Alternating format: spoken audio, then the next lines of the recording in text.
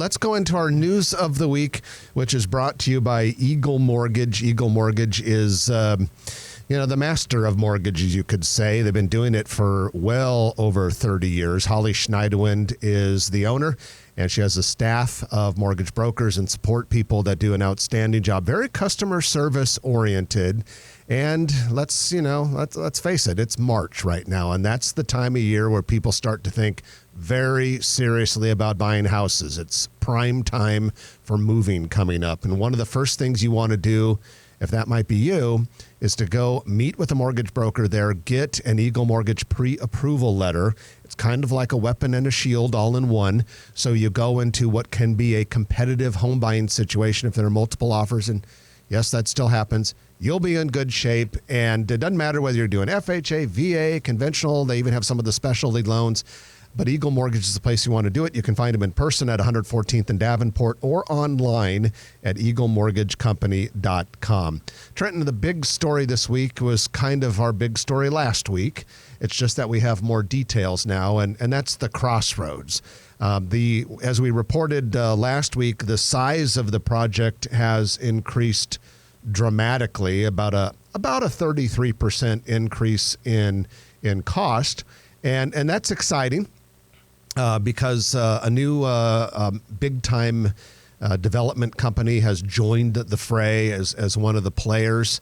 A lot of challenges with the Crossroads lately. A couple of years ago, you had the death of Frank Krejci, who was the driving force behind the previous ownership group, and all sorts of changes with interest rates and construction costs and everything else. So it's good to see the project is moving forward. It went before the planning board this week, and it passed as expected. But a couple of quick highlights that I did want to mention, and then I'm going to have you jump in and kind of give your thoughts about where we are with the project.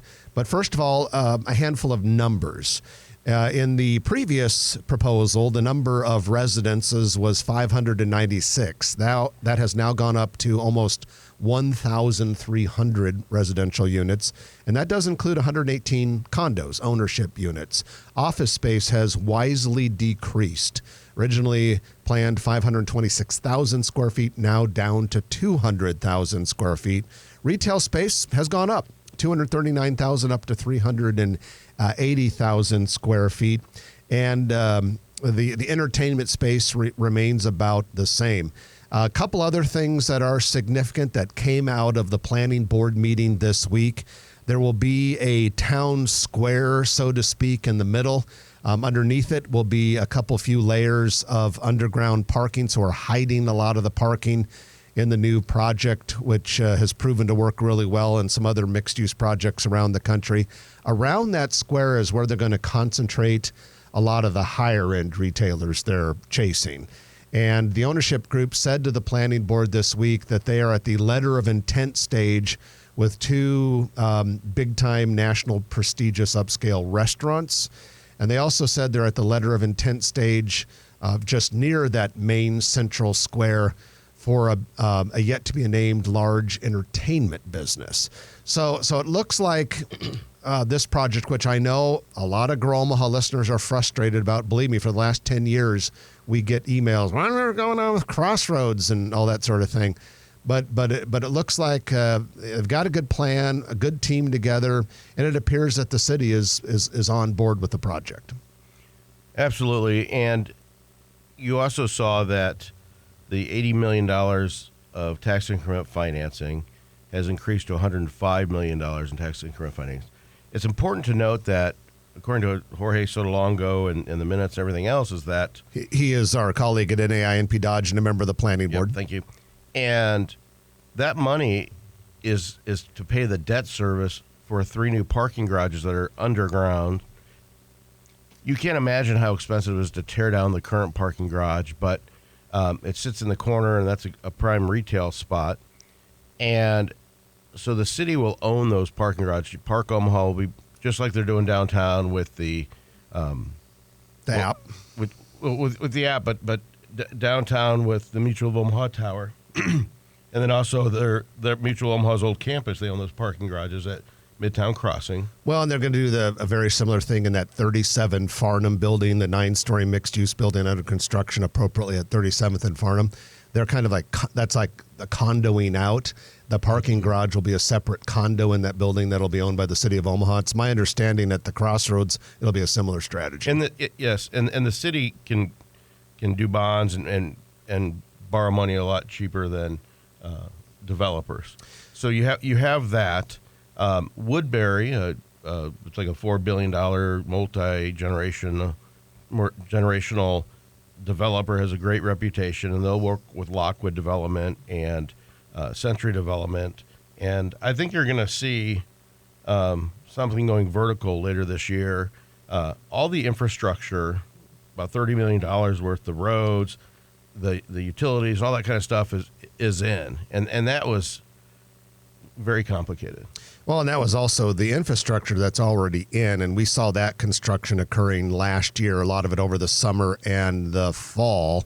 That was $30 million investment right there.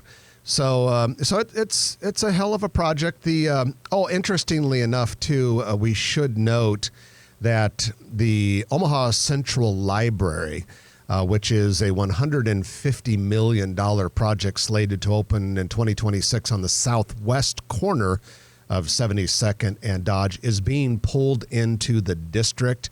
And the addition of that library will allow the city to pay for its $20 million contribution to the construction with redevelopment bonds, kind of what you sort of alluded to a minute ago there, Trenton. But that just kind of makes it a little bit more efficient for the taxpayers. But I just want to say something and know that neither Trenton or I have a dog in this fight. We have absolutely nothing to do with that project. So it's not like we're, conflict of interest when we say this. I know a lot of people have been very impatient with that project, and I get it. When you drive, rightfully so. It's been like 14 or 15 years. Yeah, when you drive by and you see something and you want to see progress there, but sometimes there's a lot going on behind the scenes that those of us who are not involved don't understand.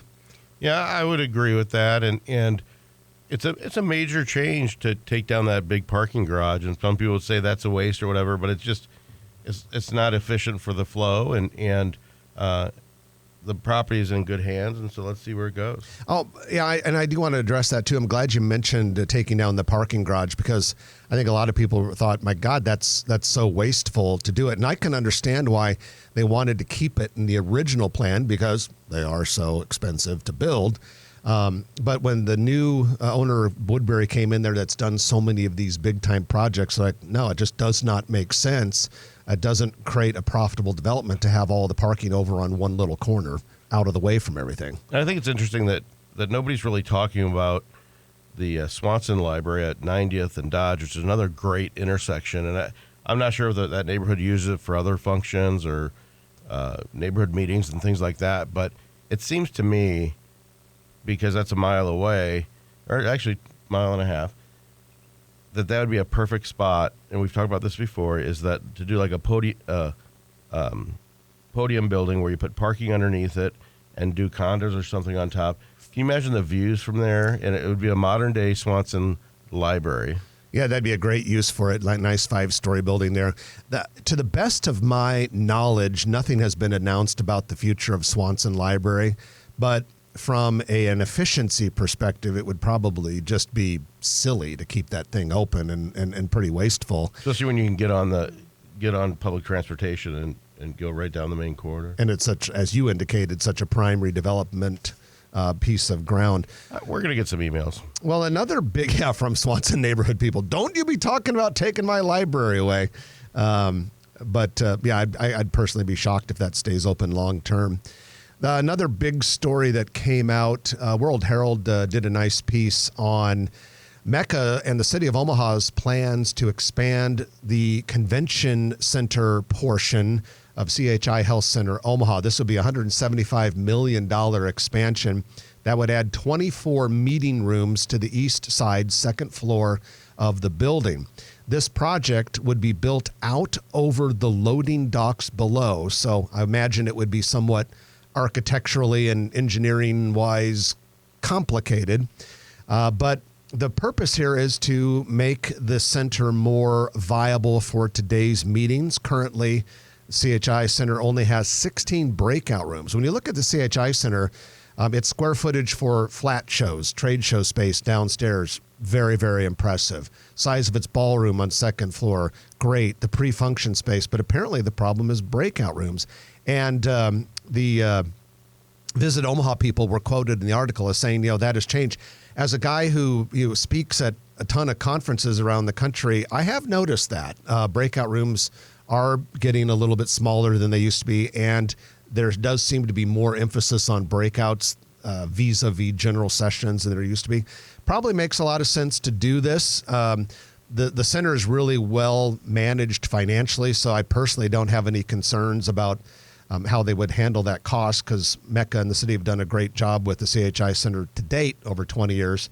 But this project could break ground as early as this fall and be done in 27. Yeah, I've always been really impressed with Roger Dixon and his team down there. They want to run a good show, and they also run the parks now and the downtown park, that is, and TD or Charles Schwab Field. And what's interesting is,